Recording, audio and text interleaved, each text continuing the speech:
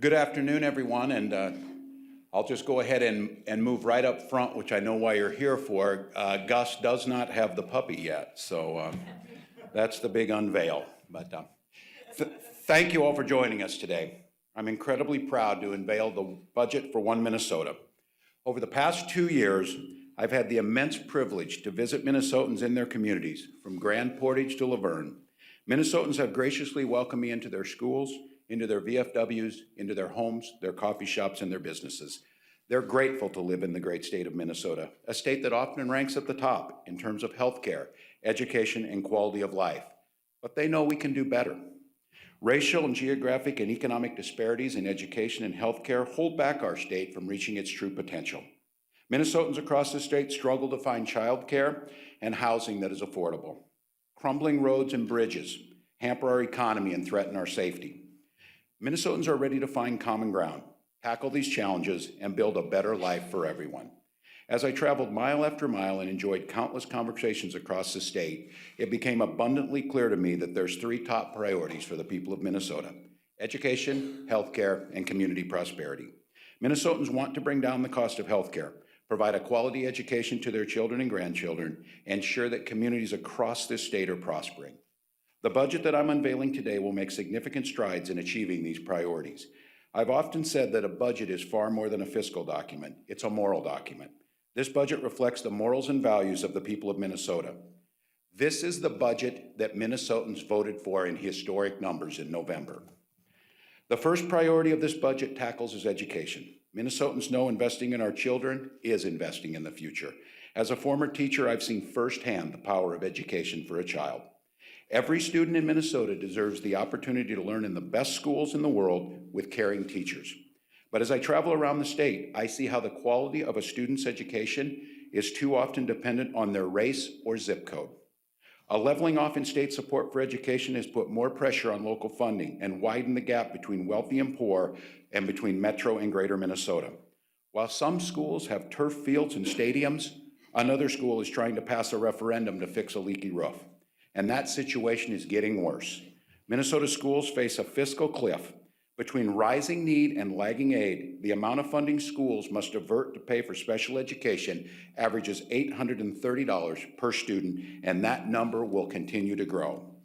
This must change. This will change as we make Minnesota the education state. That's why I'm proposing a historic investment in education. My budget will help close the funding gap and make sure that every child has a good teacher, receives the individual attention they deserve, and has access to the materials that they need to develop the knowledge and skills to compete in today's economy. To do this, I propose increasing the basic formula for state funding by 3% the first year of the biennium and 2% the second, for a total new investment of $523 million. This general funding formula is the biggest source of state aid to schools in Minnesota, and it impacts every single one of our students. It's also the most flexible aid that schools receive, allowing them to make local decisions to meet the unique needs for each student and each community. We will also invest in special education to stop the current gap from growing and prevent schools from being forced to divert funding from their general funding. This is critical for local school districts to do their jobs, and we will do it. Because as we all know, the federal government has continued to fail in their promise to meet their 40% of funding. Minnesota will not leave our children behind. We also know early childhood education can shape the remainder of a child's life. Research shows a correlation between a child's elementary language skills and how likely it is they will be incarcerated later in life. Governor Dayton knew this well and made great strides in expanding access to early education. But if we don't take action this year, the number of available pre-K spots around the state will be cut in half. This will shut the door on 4,000 of our littlest learners across Minnesota and cause parents to scramble in search of other options for their children. Our budget invests $59 million to keep the preschool doors open. The Lieutenant Governor and I often talk about how kids don't come in pieces, meaning we must meet the needs of the whole child to spur academic growth and opportunity. As a classroom teacher, I know that a student is hungry won't learn geography. A student who needs glasses can't read the whiteboard. And a student who had to sleep in their car the night before certainly won't ace the math test. I'm proud that this budget invests in wraparound services that are proven to improve a child's success. I am proposing increased support for schools to better meet the needs of our nearly 9,000 students who are experiencing homelessness and investing $8 million in full-service community schools over the next 4 years. Full-service community schools located across this state house practically everything a family might need, with services such as primary health and dental care, job training and classes for adults and parents, and youth development programs. These schools are a hub in their communities, encompassing the idea of One Minnesota. These schools are a welcoming place for new immigrants and a vibrant gathering place in greater Minnesota towns. We must tackle the racial and geographic opportunity gaps in education head on. This is a moral issue, but it's also an economic one. Over the next decades, the majority of the workforce will be made up of people of color. Our budget invests in data-driven solutions to close the opportunity gap and ensures equity in education. We tackle these disparities on the front lines, providing training and assistance for teachers and administrators. Research shows that students are more likely to graduate if they have teachers who look like them in front of them. And so this budget doubles down on our commitment to recruit and retain teachers of color. American Indian tribal schools have been left wondering what the next year of funding will look like. The Bugabnagishik School in Leech Lake garnered national attention for the wrong reasons in 2014. It was because of its dilapidated conditions. Students were still learning, but in cramped, damp, cold, leaky old pole building infested by rodents that was so cold they need to bring blankets from home. While the school has since been rebuilt, the report shined a light on the work we need to do and to ensure our native students in Minnesota receive the high quality of education they deserve. We must build on our progress, not go backward. Yet our tribal schools face an almost 50% cut in funding if we take no action this year. We cannot let that happen. That's why this budget stabilizes and equalizes funding for students in tribal contract schools, protecting them from this cut and ensuring that they are funded in the same way as the rest of our students across the state. We must also address geographic disparities. Rural school districts struggle to keep teachers, afford buses, and provide the opportunities that are needed by their students. The Floodwood School District recently proposed an emergency levy. If it doesn't pass, they will be forced to lay off over a quarter of their teachers and merge grades. By providing more support from the state, our budget will help provide rural school districts with the stable resources they need to take a critical step towards making local school referendums extinct. We will also expand access to our state's regional centers of excellence. These centers, which were named by Harvard's Ash Center in 2015, top 25 innovations in government, provide on-the-ground assistance to school districts in greater Minnesota. With current centers in Marshall, Rochester, Sartell, Fergus Falls, Thief River Falls, and Mountain Iron, these support schools through evaluation, training, and long-term planning. As we look to the future of our students, we must ensure they have the opportunity to pursue higher education or technical training to get a good paying job and support their families. In our globalized economy, it's difficult to provide for a family without some sort of post-secondary education or training program. For our state's growth, it's a necessity that we invest in our future workforce. The first thing our budget does is make higher education more affordable to more students across the state by increasing the state grant program, which provides financial aid for students from low-income, working, and middle-class families. This aid gives students the choice to pick the college or university that best fits their need. Our state relies on our higher education system to train our leaders, to build our companies, and help solve our world's most pressing problems. Our budget and bonding bill recommits our state's investments to Minnesota State and the University of Minnesota. By maximizing the life of facilities that serve students, faculty, and staff system-wide, the bonding bill will keep the state at the forefront of emerging knowledge and educate the leaders of tomorrow. We know that a four-year degree isn't the only way to a bright future, especially at a time when many companies struggle to find skilled workers. My budget invests in workforce training and development programs with a focus on manufacturing, technology, healthcare services, and agriculture. Supporting these proven programs will help prepare Minnesota's workforce to compete in a 21st century economy. The second priority of this budget and Minnesotans' priority is healthcare. What Minnesotans want out of healthcare is pretty simple. First of all, they don't want to get sick and have to use it. If they do get sick, they want to be able to have a price that they can pay and have a location close to home to get their care. For too many of our neighbors, this is not the case. Many Minnesotans do not have health coverage or struggle to afford the high premiums. Skyrocketing costs for care and prescription drugs keep Minnesotans from getting the care they need. Every Minnesotan deserves access to high-quality health care at a price they can afford. That's why I'm proposing a multi-pronged approach to expand access and keep down costs. My budget includes funding to extend low-cost coverage to thousands of farmers, small business owners, and entrepreneurs. It also provides Minnesotans with an additional healthcare option that encourages stability in the individual market and makes healthcare more affordable across all of Minnesota. We'll do it in 3 phases. First, we'll take immediate action by creating a subsidy program to reduce by 20% the monthly premiums for Minnesotans who receive their insurance through MNsure. This subsidy will be applied directly against a consumer's premiums. By cutting out the middleman, this program will give power back to consumers instead of health insurance companies when it comes to making healthcare decisions. Second, we will establish a state-based tax credit to help ensure Minnesotans on the individual market pay no more than roughly 10% of their income on health care. This will open up options for consumers, allowing them to purchase better plans that they don't have to be afraid to use. Finally, we will create a statewide public option known as OneCare Minnesota to increase access to comprehensive health coverage across the state. This buy-in option will offer a high-quality, affordable plan to Minnesotans with more services, lower deductibles, and lower copays than what is currently available within the individual market. When the market fails to offer enough choices for Minnesota families, Minnesota's public option will bridge the gap. My proposal will take action to bring down the cost of prescription drugs. No one should be forced to choose between filling a prescription and meeting the basic needs like rent, food, and other necessities. By leveraging the state's purchasing power, my budget lowers prescription drug prices, increases transparency, and ensures access to comprehensive drug coverage statewide. It also ensures that regardless of the coverage program, people have access to needed medications with more consistent choices, less disruptions, more transparency, and less burden for healthcare providers. My budget recognizes that dental care is essential to overall health. Access to dental care remains a major problem, especially for people living in greater Minnesota. Many Minnesotans haven't been able to see a dentist in years because they don't have dental coverage, can't get in to see a provider, or must travel long distances to receive care.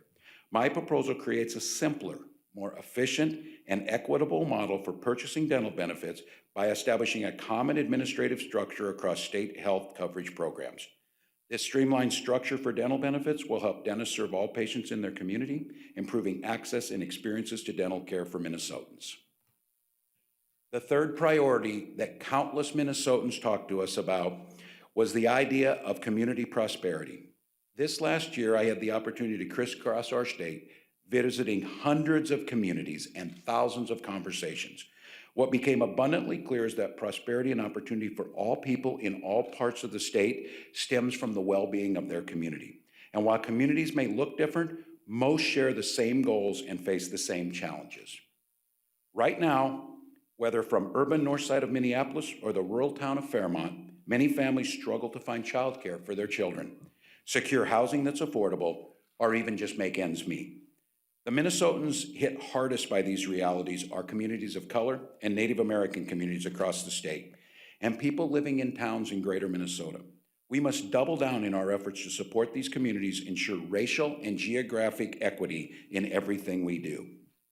This budget puts forward the single greatest investment in greater Minnesota in the state's history and invest in some of the most meaningful state initiatives to lift up communities of color that has ever been proposed. We must ensure communities across Minnesota aren't just surviving, but they are thriving. Having a safe place for your child to go while you're at work is vital to your livelihood and the economy of this state. Yet many Minnesotans' families can't find affordable childcare or drive far distances to do so. We are investing nearly $44 million to expand access to the Child Care Assistance Program, raise rates paid to providers, and improve stability for children in these programs. This is a proven two-generation strategy that invests in children and promotes economic stability for their family. We'll also provide grants to communities facing a lack of affordable childcare across the state, particularly in greater Minnesota. These grants will increase the supply of quality childcare to reduce regional childcare shortages, support increased workforce participation, and encourage business expansions into these areas. We are investing more than $60 million as a set-aside to fund a new program that the legislature is working on to provide access to paid family and medical leave for most Minnesotans. The Lieutenant Governor likes this part of the budget. But she's right, because whether it's the arrival of a new child, caring for a loved one, or recovering from a serious illness, Minnesotans should be able to care for themselves and their families without facing bankruptcy. Our administration is confident that this is an issue where legislators can find common ground and provide relief for Minnesota families and increase our competitiveness with the business community. Our homes are the foundation of our flourishing communities. They fuel the engine of our economy. Yet the affordability of homes in Minnesota has been declining for years, as rising costs for homes, transportation, healthcare, education, and other basic goods are outpacing income. Through the budget and the bonding bill, I am investing over $170 million to increase access to housing that is affordable to Minnesotans. It is foundational to their education. It is foundational to community prosperity. It is foundational to their, to their health. This will improve housing stability, increase rates of home ownership in households of color, and increase the supply of workforce housing in greater Minnesota, and provide loans to help seniors who wish to stay in their homes. As a continuation of my work in Congress, this budget strengthens critical services directly to veterans with the goal of becoming the fourth state in the nation to eliminate veterans' homelessness. We also know too many hardworking families in our state struggle to make ends meet. This is not made any easier by the fact that the cash grant offered to families through our Minnesota Family Investment Program, MFIP, has not been increased since 1986. I propose increasing the Minnesota Family Investment Program cash grant by $100 per month. This critical program invests in our most vulnerable children and families. Research shows that when we increase family income, we improve dramatically children's outcomes. In our effort to ensure communities in greater Minnesota are thriving, I'm increasing the amount of state aid to cities and counties across Minnesota through LGA and CPA. By reinstating funding for this critical aid, our budget will help local government make investments in public safety, streets, bridges, libraries, parks, and housing. And it will also help lower the pressure on local property taxes, which have recently seen significant increases. It will empower local leaders with the tools they need to succeed. I'm also proposing a property tax relief to communities across the state by modifying the sales tax exemption for local governments and nonprofit on the purchase of construction materials. This provision will allow nonprofits to invest more money into their mission, and local governments will save money and be able to invest in the needs of their community while providing property tax relief to their residents. Access to high-speed broadband is no longer a nice to have, it's an absolute necessity. Students shouldn't have to log long hours driving to Perkins to finish homework. And it shouldn't put our farmers at a disadvantage because they can't use the internet to conduct business. Much like the rural electrification projects of the past, this is an area where we must settle for nothing less than a moonshot initiative. We are investing $70 million in a One Minnesota border-to-border broadband grant program to ensure that every household in Minnesota will have high-speed internet access by 2021. Facing farm production challenges, financial difficulties, and changes in the social fabric of rural living, farmers and other rural residents statewide are experiencing unprecedented levels of stress. Suicide, divorce, and substance abuse are on the rise. My budget supports rural mental health care by providing one-on-one farmer counseling, additional advocates to help farmers get through difficult financial situations, and the establishment of a 24-hour farm and rural helpline. Whether in greater Minnesota or the urban core, communities of color and Native communities in our state face unacceptable racial disparities. Our budget takes meaningful action to address these disparities and ensure that every Minnesotan has the opportunity to build a better life for their family. For too long, organizations who are from and serve communities of color and Native American communities have been underfunded.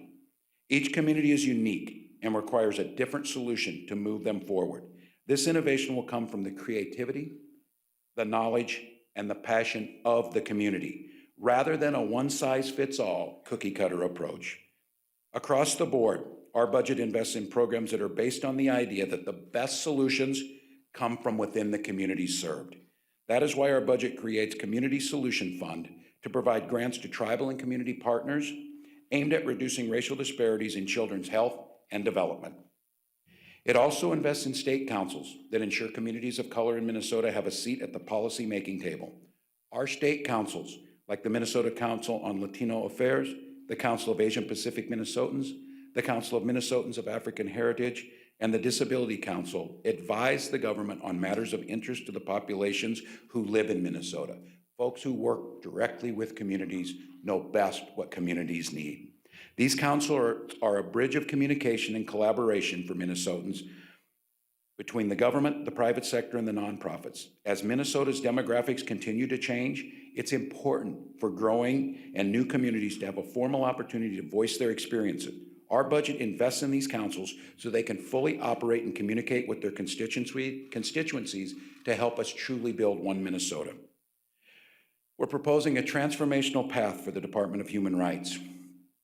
By opening 4 new regional offices throughout Greater Minnesota, we will promote diversity, inclusion, and racial equity in every corner of the state and in every program that we enact. As the Lieutenant Governor has previewed recently, Indian country is represented in our budget. Our proposal includes funding for a missing and murdered Indigenous women's task force, for traditional healers to provide culturally relevant treatment for opioid addiction, and for increased funding for programs that support incarcerated parents. Another critical component of a community's prosperity is the well-being of our transportation and transit system. Minnesota's crumbling infrastructure is putting our safety at risk. A recent independent report found that there are over 1,000 Minnesota bridges and hundreds of miles of roads that are in poor condition. This costs the average Minnesotan over $1,000 a year in gas, lost time, and car repairs. And unless we make serious investments, it is going to get exponentially worse. My budget proposes a 20-cent increase in the gas tax to keep Minnesotans safe, help businesses and farmers get goods to market, and ensure nothing like the I-35W bridge ever happens again in this state. And I want to be clear, this is not a choice between having a gas tax or not. It's a choice between living in a state with the best and safest transportation system in the country or living in a state with crumbling roads and bridges that risk our safety and keep away businesses. No longer are people going to be able to promise free things and do everything without having the courage to propose how we're going to do so. I was in Halleck a few weeks ago in the far northwest frontier. They are famous again because they were 70 degrees below a couple weeks ago. That's not hard on people alone, it's hard on roads. Halleck has a successful liquor distillery called Far North Spirits that sits on a gravel road. The owner told me she wants to invest in infrastructure because better roads and internet is good for business. She relies on good roads to get her product 6 hours away to the Twin Cities, where most of her customers live. She also mentioned the need to invest in transit like light rail in Minneapolis and St. Paul because that's how her customers get around. This is a business owner who understands one Minnesota. She knows that when the Twin Cities thrive, Halleck thrives, and when Mankato thrives, Moorhead thrives. Education, childcare, housing, transportation. All of these things combine to provide what businesses critically need: qualified workers who have a place to live, someone to care for their children, and safer roads to get to work and transport their products. We know businesses play an essential role in community prosperity, and this is the budget businesses have been waiting for. Minnesotans elected me to make smart choices, to maintain what we have and to invest in the future while maintaining a fair and balanced budget. First, I propose to do that we continue with the 25-year-old 2% provider tax. Since 1994, this tax has supported healthcare spending for Minnesota Care.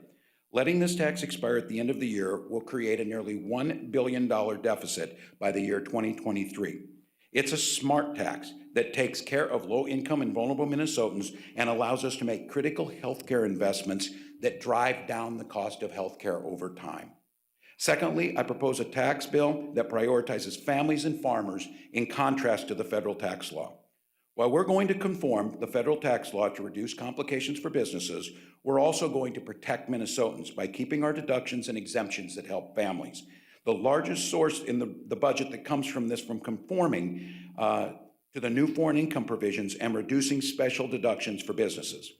While these taxes will raise revenues to make critical investments in our state, Minnesotans will see a $440 million tax relief.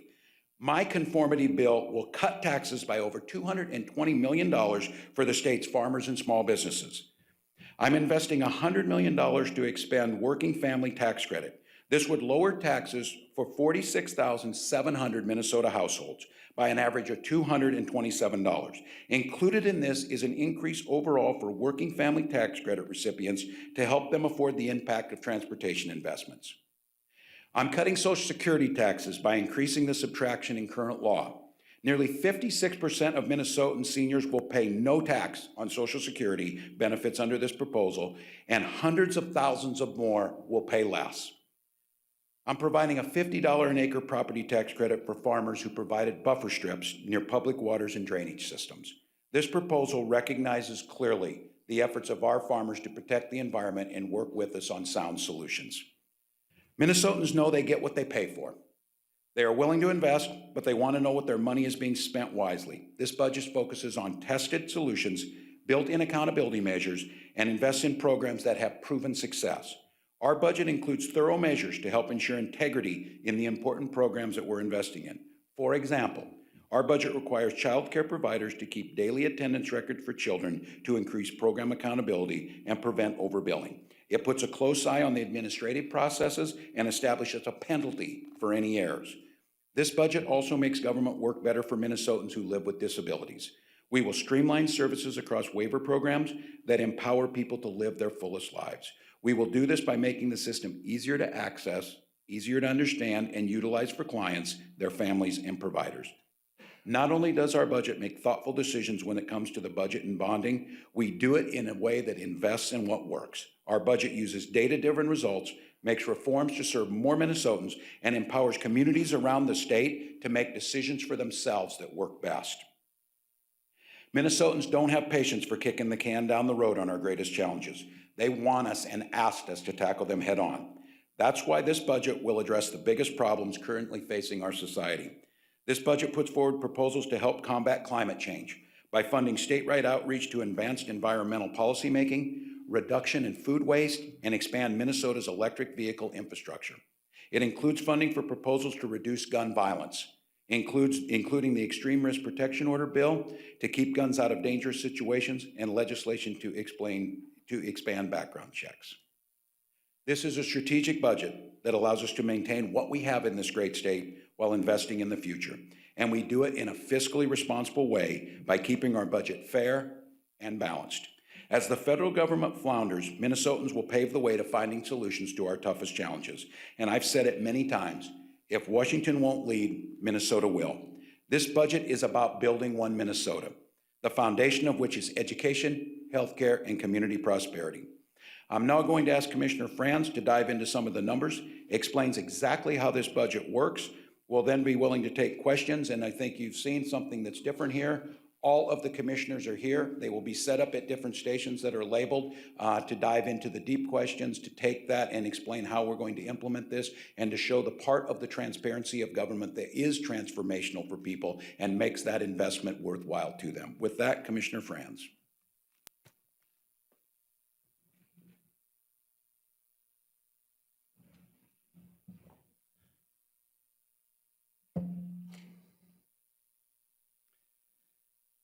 Today's budget proposal is based on our November forecast, which will be updated in 9 days from today on February 28.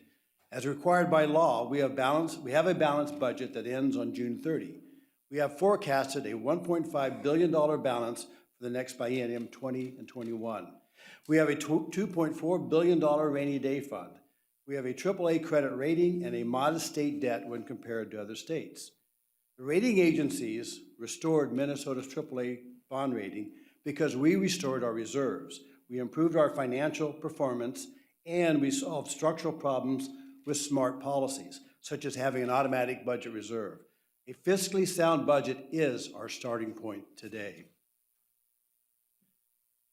Now I will describe how we improve education, healthcare, and community prosperity while we continue to govern in a fiscally responsible manner. This includes new investments, new revenue proposals, and capital investments in our bonding bill. First, to achieve One Minnesota, our budget proposes a little over $2 billion in new general fund investments.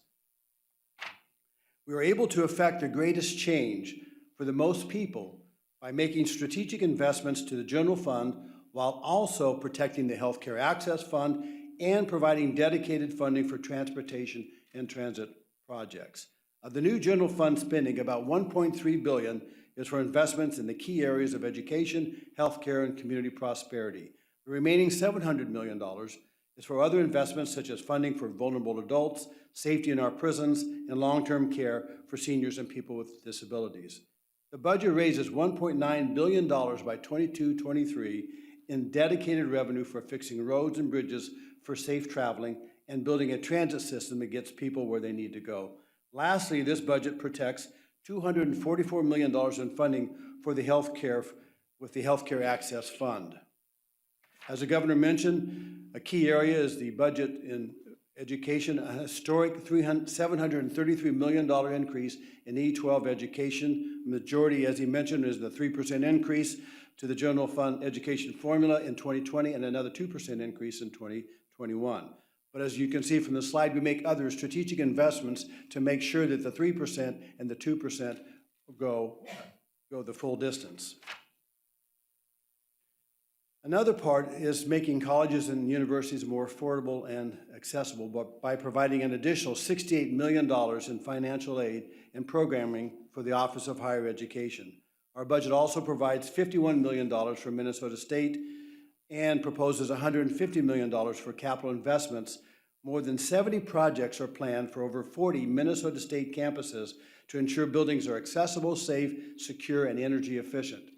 Lastly, this budget invests $39 million in the University of Minnesota and proposes an additional $150 million in bonding to renovate and complete facilities while preserving and upgrading infrastructure on the Crookston, Duluth, Morris, Minneapolis, St. Paul, and Rochester campuses. The governor described his proposal to keep the 25-year-old provider tax so we can continue to support the Healthcare Access Fund, preventing a $1 billion future deficit if the tax were to expire this year.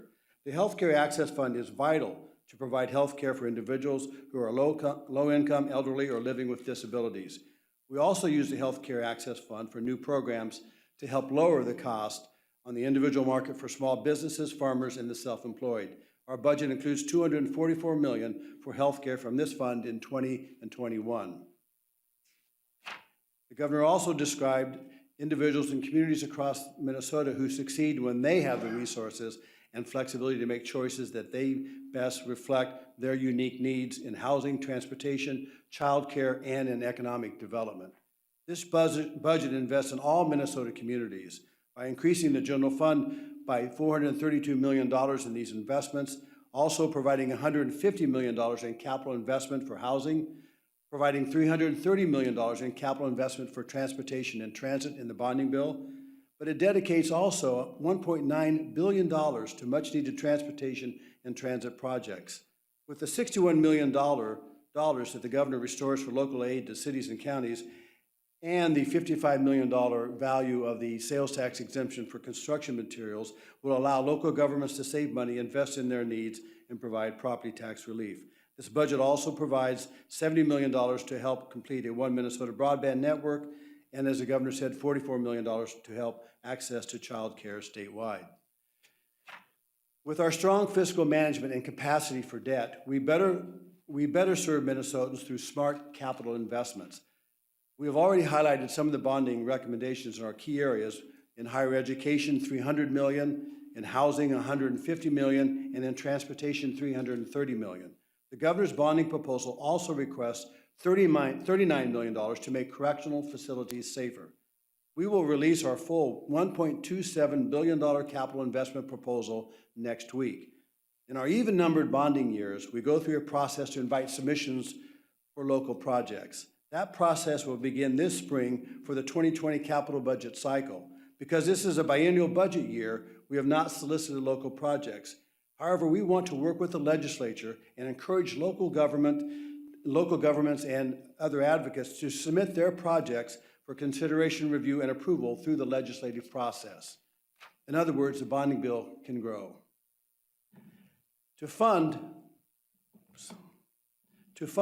One Minnesota investments, we have to make smart investments. We are raising $1.267 billion in new revenues in the general fund while retaining the provider tax and retaining the dedicated funding for transportation and transit. The largest portion of the increase to general fund revenue comes from conforming our business taxes to the new federal tax law, as the governor mentioned. Businesses also benefited disproportionately from the federal tax giveaway, and the revenue raised through conformity will help support families, workers, and the elderly left behind by the federal policy. This budget also improves the stability of our revenue sources over time, for example, by restoring an inflationary factor to our state general property tax levy and to cigarette and tobacco taxes. We make taxes fairer by providing $440 million in tax relief to those who need it most, especially in the working family credit expansion, and also to reduce Social Security taxes that the governor mentioned, but in particular, the $222 million tax savings for the equipment purchased by small businesses and farmers under Section 179. But it's important to remember that we restore $460 million to the general fund that was previously redirected for transportation projects. Funding transportation from the general fund places a large burden on funding intended for education, public safety, and healthcare. For too many years, as the governor mentioned, we've kicked the can down the road.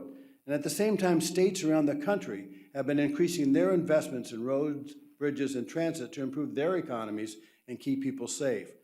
When fully phased in, our transportation and transit package will provide $1.9 million in funding for roads, bridges, and to build out the transit system.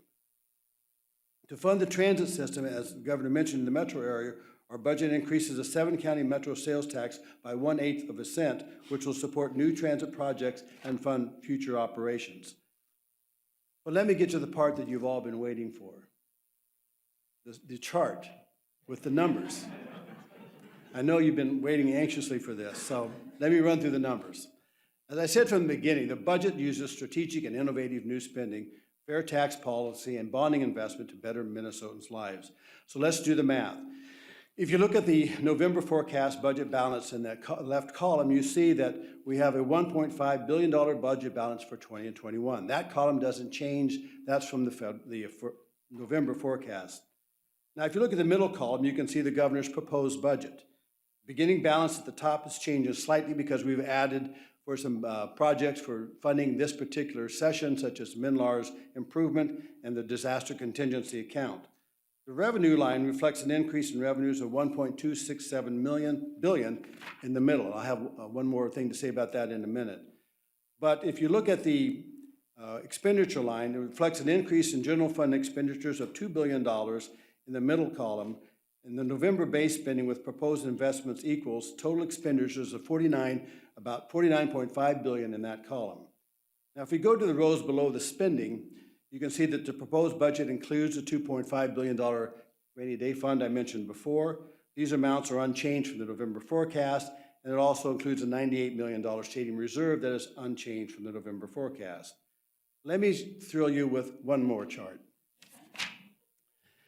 $764 million revenue increases result from the governor's federal conformity and revenue stability proposal. Now, $43 million comes from new non-tax revenue fees and transfers coming into the general fund, and I assure you, if you want to go there, I'll be over here after the presentation to talk to you about that. But as I said before, our transportation proposal has added the benefit of redirecting $460 million in sales taxes back into the general fund, as it was used before as a Band-Aid fix for our roads and bridges. Lastly, I want to focus on the bottom line. In keeping with the governor's commitment to fiscal stability, this budget is balanced for 20 and 21 and 22 and 23. It leaves $789 million on the bottom line for 20 and 21, which will then roll over to fiscal years 22 and 23. After continuing to make strategic investments in Minnesota in the next planning years, 22 and 23, we project this will leave the budget bottom line at $520 million at the end of 22-23. One final comment before I wrap up, and that is the governor mentioned investing in what works. In crafting this budget, our goal has been to improve the lives of as many Minnesotans and communities as possible. We're able to do that by investing in what works. This means using data-driven results, reforming programs to save money and reach more people efficiently and effectively, and to make sure we invest in funding models that empower local communities. You can see that Minnesota was named a top 5 state in using data and evidence to achieve better results for residents, and we intend to increase that investment in that area. Finally, we end up just where we started. Our One Minnesota budget makes key investments in education, healthcare, and community prosperity while raising sufficient revenue to balance our budget. It makes our state taxes fair to families and provides smart capital resources to support asset preservation and improvement. We do a lot in our budget, but we stay true to our governing principles of sound fiscal management. Our budget is balanced in the next 2 biennia, and it leaves a historic amount of money on the bottom line as a cautious step. So we're back where we started. We began with a fiscally responsible budget, and we end with one. We will continue to have a balanced budget with a $2.4 billion rainy day fund, a AAA bond rating, and a well-managed state debt for our bonding package. Thank you.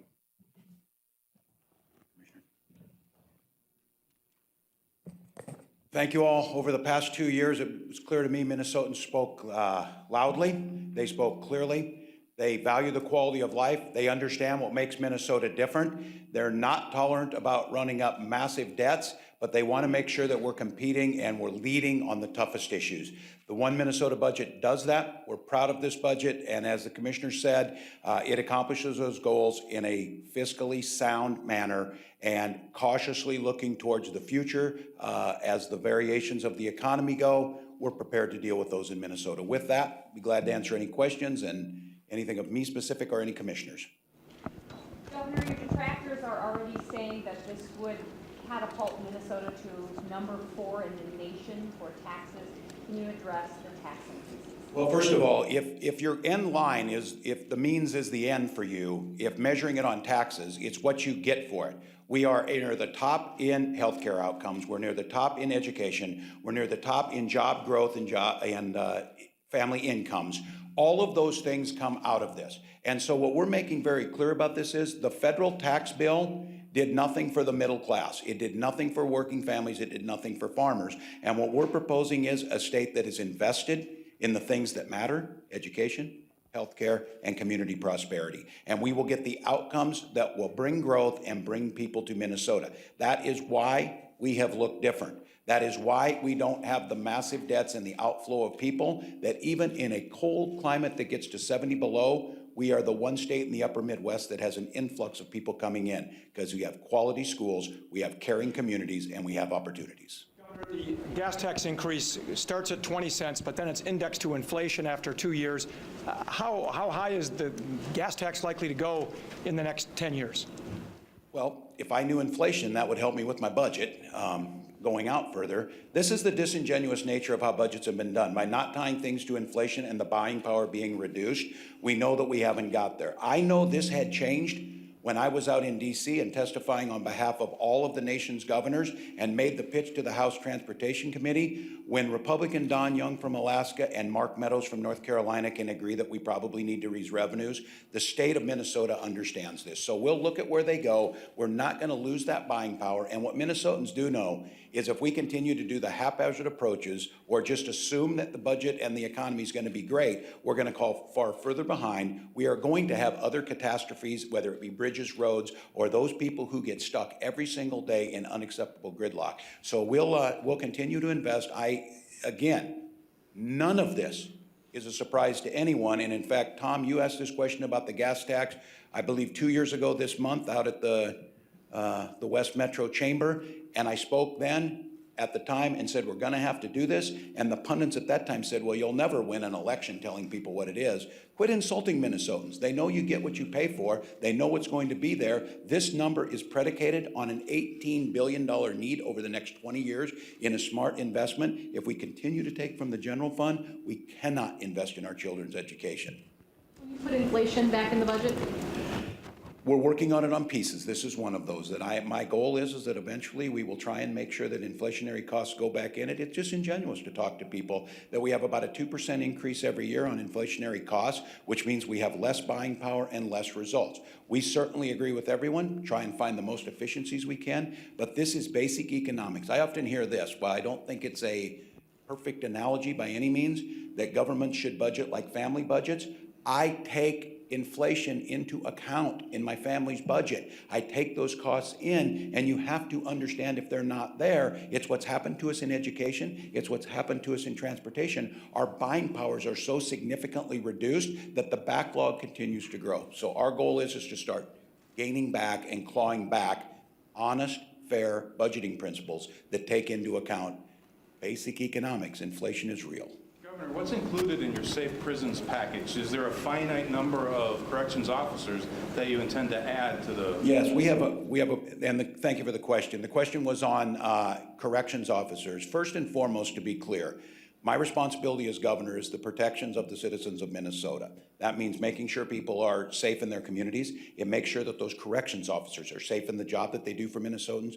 It also means that those inmates who are under our supervision and care remain safe too. So we look at this holistically. Obviously, our goal in the long run is by investing in education and early childhood and interventions that make a difference, is that someday I would like to put the Department of Corrections out of business. No offense there, Commissioner Schnell, but I think you share this, that reduction in people who are in prisons increases everything else in that. With that being said, we're listening to the folks who are out there. We have 90 positions to fill. We're proposing funding in this budget for 125 additional positions for 215 total. We think in conjunction with some of the bondings that change some of the sight lines and the unsafe conditions, that's the first step we need to get there. And again, through sentencing guidelines and some of the things we're talking about, our hope is to reduce the prison population while keeping Minnesotans safe, at the same time saving on our bottom line. If we get to the point where we're adding more corrections officers than we are preschool teachers, we're losing in the state. And our goal is to keep that safe, turn the tide, and start addressing back to the root causes. Governor, what were some of the last initiatives in, and therefore could face the first pressure if next week's forecast is poor? Yeah, it's a great question. The question was the pressures of next week's forecast. I think Commissioner Franz, who has spent the better part of the last 8 weeks, 10 hours a day with me going line by line to learn the state budget, reminds us, and he often says, the worst thing you can do is forecast a forecast. But I think we built into the bottom line to try and provide some cushion if that's there, and then to go back and look and adjust. Because I'll be very clear with you. Setting out proposals that are devoid of reality, devoid of increases in population, devoid of disparities, devoid of inflation, and then set rigid ideological political numbers with things is disingenuous. We are open to relooking at what happens. I think most of us know Minnesota's a resilient economy, but we can't do it alone. We're tied to the national economy. We're in a period of the largest growth and expansion that we've seen in this nation's history. There will be a natural flow to this, and so at this point in time, we have those things built in. Much of what we're doing is scalable, and because of that, it gives us the opportunity to adjust, which we will do. Governor, some of your proposals are phased in, so will we be able to get a look at that out biennium to see what the impact is on the budget once everything is fully in place? Yes, the question was about the phasing in of what it does, and some of that is just because of the nature of it. It's just irresponsible budgeting not to do so. For the 3 phases of our healthcare plan, for example, as those step up and what those costs look like. And just as another example, when it comes to paid family leave, that will function like unemployment insurance, that the budgetary costs that are in here are for the step up and the program to implement it. After that, it becomes self-sustaining by the insurance that people buy into. So it's those types of things that each of the commissioners, but Commissioner Franz is probably the one you want to go to. When can we see that out biennium projection? Right after this, each of them are here at their station. You can feel the teacher in me. It's like teachers' conferences. We have the workstations where each of them are going to go and address those specifically. Speaking of the teacher in you, education was a big priority, obviously doing money on the formula. You did not go to universal pre-K as your predecessor had. Why not? Yeah, I think bottom line budgeting, being strategic in how we went about it, we believe strongly in it, and our goal is to hold us harmless at this point to try and get there. But again, I'll come back to this. I think you saw it, and I certainly agree, I think, with their assessments. Teachers came out this week and showed what they needed, and they feel like they're $4 billion short. We simply have to make the big down payment to move to that. We believe strongly in the universal pre-K. We're making sure that those 4,000 students the doors aren't closed to, and we'll continue to look to make a budget that works. But again, I knew when I did this budget that we would try and reach and do the smart database things that we could do, but we probably wouldn't be able to achieve everything in the beginning. The way this is laid out, these programs should start to do what they're supposed to do and continue on in the next budget cycle. There's been quite a tussle in the last 5 years or so between those who favor universal pre-K and those who favor a needs-based scholarship approach for early education. What do you do with the need-based scholarships, and what's your view about that program going forward? Yeah, and again, this has been 90 days for the first budget that we're able to put together. This question about how do we deal with pre-K with needs-based, our budget makes sure that no one is left behind, that we don't drop back in those slots, and that we continue this conversation to find the best data-driven results that get us the best results, because I will go back to this again. We cannot afford to have the achievement, the opportunity gap continue, especially in racial disparities, and we're struggling to know that on the front end, that's where it works best. So this whole complement of things you saw are meant to work into that, but that conversation is far from over. Governor, you're proposing a 1.27 bonding bill. It's an off-year bonding bill. Have you spoken with Senate Majority Leader Gazalka in advance of this, and what has his response been? I was able to speak with Leader Dowd. I left a message for Leader Gazalka. I gave them the heads up because I told them I'm sure they wanted to schedule the vote on this for next week so that we can finish early and get this thing done. But I have spoken to them. I gave them some heads up on where the numbers are. The good news is that I don't think a single thing that you saw, maybe some of the flesh on the bones, but this is exactly what I've been talking about for 2 years. And I talked about during the campaign that I thought it made sense with low interest rates, with our good bond rating, with our capacity being very safe and secure in how we bond. It made sense now to do that. So I think I think they could certainly anticipate that. Governor, is there anywhere you're decreasing spending? In decreasing in spending? Decreasing spending anywhere? I think as we look across programs, we've modified some of them and moved different ones is where we're looking at. We certainly, I think, have stayed even and tried to keep pace with inflation. I think there are some programs that did not receive the inflationary increase, so that will be a decrease in them with automatic decrease in their buying power.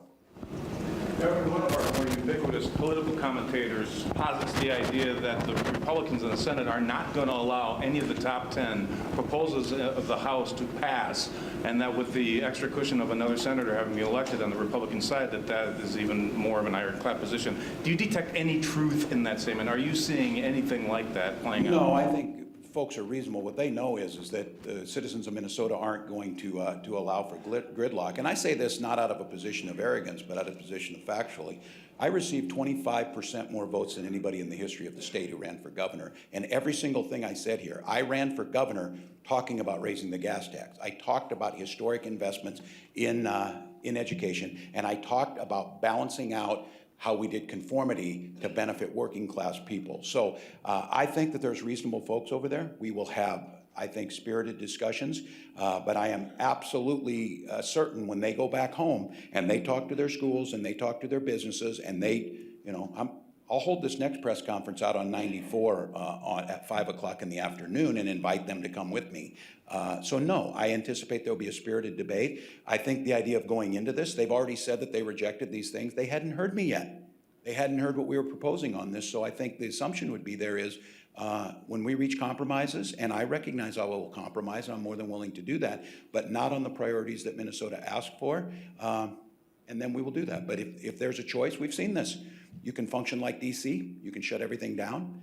I'm pretty certain they don't want me to function like the executive is functioning right now and just move money on my own to fund things. So I think they will come to the table, have a spirited debate, and we'll reach a compromise, and we will invest in a Minnesota that works for everyone.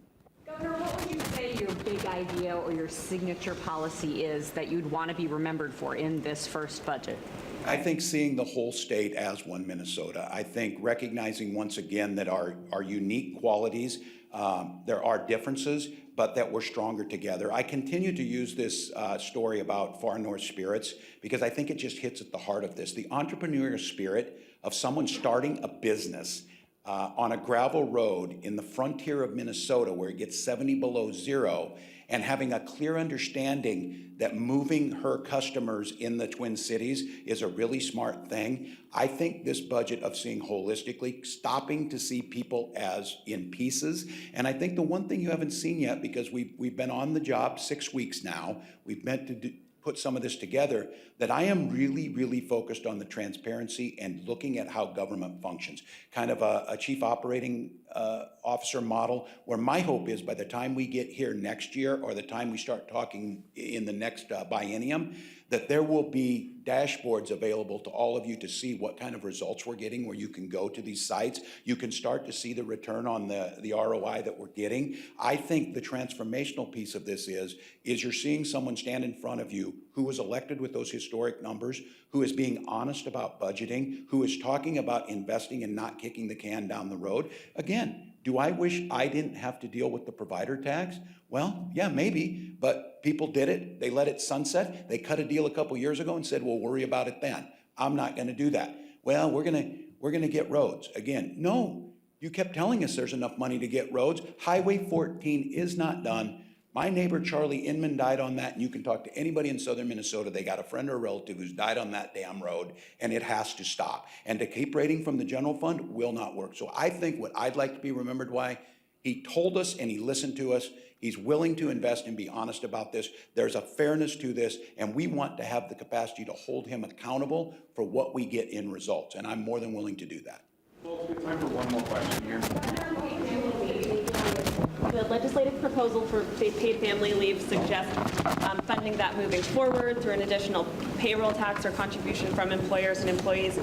Is that something you support for funding that moving forward, and how many weeks are you proposing? We do, and paid family leave, let me be clear, this is what makes us competitive.